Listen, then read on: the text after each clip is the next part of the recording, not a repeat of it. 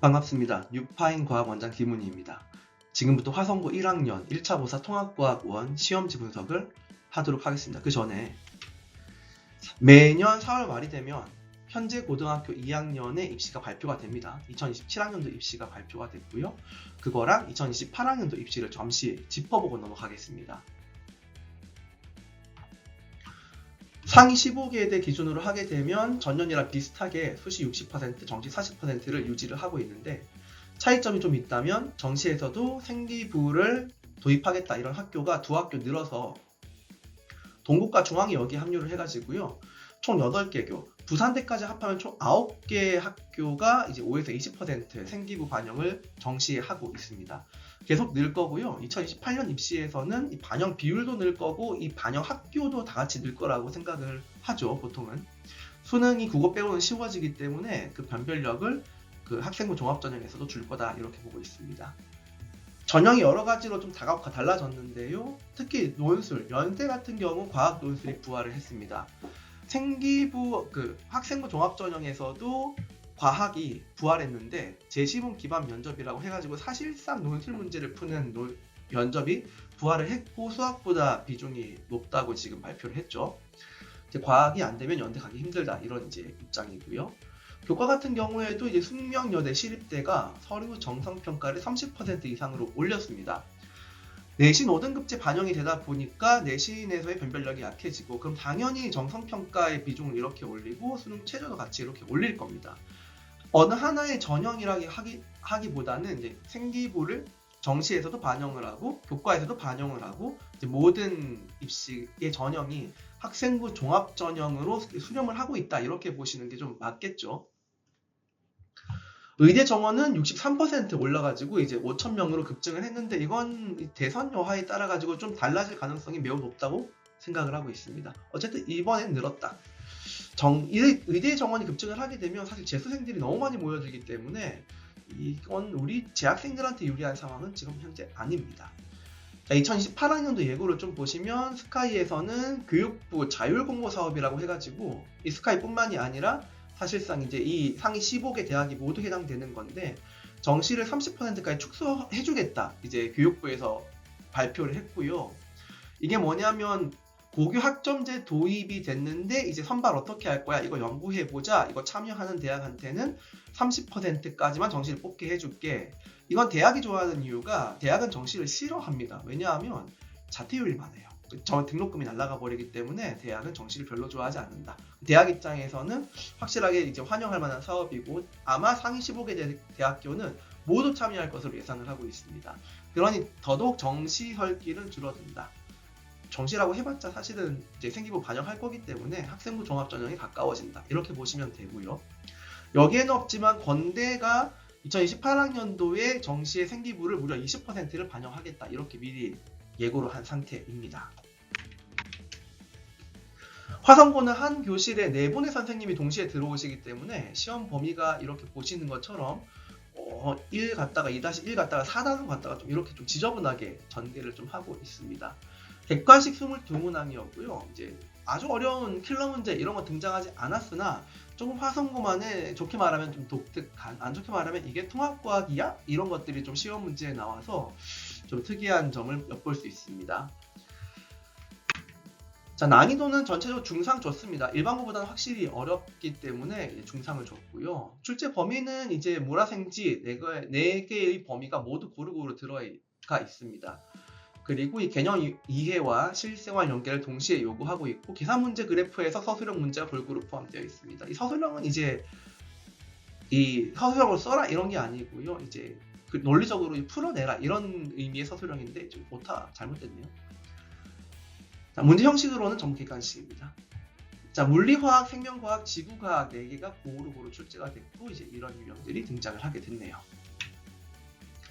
아이들이 어려워할 만한 건 단위 변환 문제, 계산 문제 이런 것도 확실히 어려워하고요. 스펙트럼 해석하는 문제 어려워하는 친구 가끔 있습니다.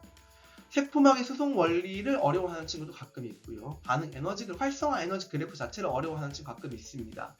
자, 이건 뭐 특정 누가 어려워한다 이런 것보다는 이런 걸 전반적으로는 그나마 우리 시험 범위에서 어려워한다 이렇게 보시면 되겠습니다.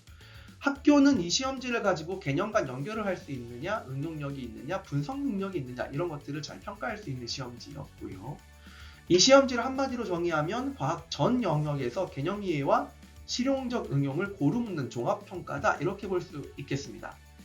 자, 시험이 보시면 이제 색깔 칠해진 것들은 평이한 문제들이었고요. 이 색깔 안 칠해진 것들이 조금 희한한 문제들이었는데 단순히 프린트 암기 문제라고 되어 있는데 통합과학 범위를 넘어간 내용의 프린트 내용이 있었는데 다행스럽게도 암기를 하면 해결할 수 있는 문제가 1번과 3번이었습니다. 이 소금물 농도 문제는 왜 통합과학에 나왔는지 도통 이해를 할 수가 없고요. 이것도 삼각비를 물어보는 수학 문제인데 왜 여기 나왔는지 도통 이해를 할 수가 없습니다. 자, 그리고 아주 재미진 요소가 있는데 이제 에스파라고 하는 이제 걸그룹이죠. 걸그룹의 이제 슈퍼노바 노래 가사 중에 일부를 시험 문제 내셔가지고요. 네, 근데 심지어 이거는 또 이제 2-3에 있는 범위여서 우리 시험 범위는 아니었던 문제들이 나와서 화성고만의 색깔이 굉장히 진하게 녹아있는 이 문제들이 조금 다소 있었고요. 이것들이 그렇다고 변별력이 되지는 않았었습니다. 이제 만점이 100점이 학교에서 한 20명 정도 될 거다 이렇게 예측을 좀 하고 있는데 이제 저희 친구들만 해도 100점이 6명이 나왔거든요. 그러니까 이 변별이 되는 문제는 아닙니다. 83%. 아까 하얀색들은 예측을 하기가 불가능합니다. 그게 이외에는 나머지를 적중을 시켰다 이렇게 보고 있는데 저희 뉴파인 연구소가 어떻게 문제를 어디까지 분석을 하는지를 샘플을 좀 보여드리도록 해보겠습니다. 화성고 9번 문제입니다. 이제 왼쪽 보시면은 이제 우주 배경 복사를 가지고 이제 펜지어스와 윌슨 이제 발견한 사람 2명에서 이야기를 하고 있고 오른쪽도 지문을 통해서 펜지어스와 윌슨에 대한 이야기를 하고 있습니다. 자, 분석을 좀 해볼까요? 자, 코스믹 마이크로웨이브 백그라운드 이제 CMB에 대한 우주 배경 복사에 대한 이야기인데 문제 유형이 어떻다 이렇게 나와 있고 핵심 키워드 분석하고 공통점과 차이점이 어떻다 이렇게 분석을 하고 있습니다. 이제 문제 구조에서의 공통점, 차이점, 개념, 범위, 적용, 난이도에서의 공통점, 차이점, 풀이 논리의 유사에서의 공통점, 차이점 이렇게 해가지고 하나하나 문제를 낱낱이 뜯어가지고 분석을 이렇게 하고 마지막으로는 유사도가 93.25%다 이렇게 예측을 결론을 지었는데 80% 이상이면은 우리 문제를 풀면 바로 화성고 문제를 풀 수 있다 이렇게 보고 80% 이상을 유사 문제로 저희가 보고 있습니다. 자, 이 정도까지 분석을 하는 집단이 많을까요? 단순히 이제 왼쪽 오른쪽 문제 대충 보여주면서 이제 이거 비슷한 문제예요 이렇게 하고 끝내는 분석이 훨씬 많지 않을까요? 이렇게 자세하게 보여주고 이제 우리의 민낯을 좀 부끄럽지만 또 자세하게 이렇게 분석을 하는 집단은 많지 않을 것으로 생각을 하고 있습니다. 몇 개를 좀 더 보고 넘어가 보겠습니다. 이제 회로에 PN 접합 다이오드를 양쪽을 달리해가지고 연결한 문제 유형입니다. 자, 이제 화성고 문제랑 뉴파인 문제랑 공통점, 차이점, 유사점 이렇게 등등등 이렇게 얘기를 했고요. 유사도는 91.8% 보고 있습니다. 자, 위에서 떨어지는 이제 중력장에 대한 문제입니다. 봉이 3개고 2개인데 이게 더 어려운 문제예요. 자, 공통점, 차이점 보는데 이제 화성고 문제보다는 우리가 조금 더 어렵게 연습을 했다 이렇게 보시면 되겠습니다. 유사도는 87%고요.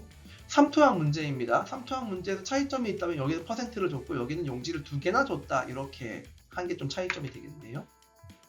유사점, 차이점 이렇게 해가지고 분석했습니다. 지금 빨리 넘어갈 수밖에 없는데 영상이 길면 어차피 여러분들 안 보실 거잖아요. 그러니 빨리 어쨌든 넘어가는데요. 모든 문항을 분석한 아주 자세한 내용은 여기 밑에 디스크립션에 이제 링크를 걸어 두었습니다. 거기에서 자세하게 아주 확인을 해보시길 바랍니다. 손가락 보이시나요? 밑으로 내려가시면 디스크립션에 전부 다 있습니다.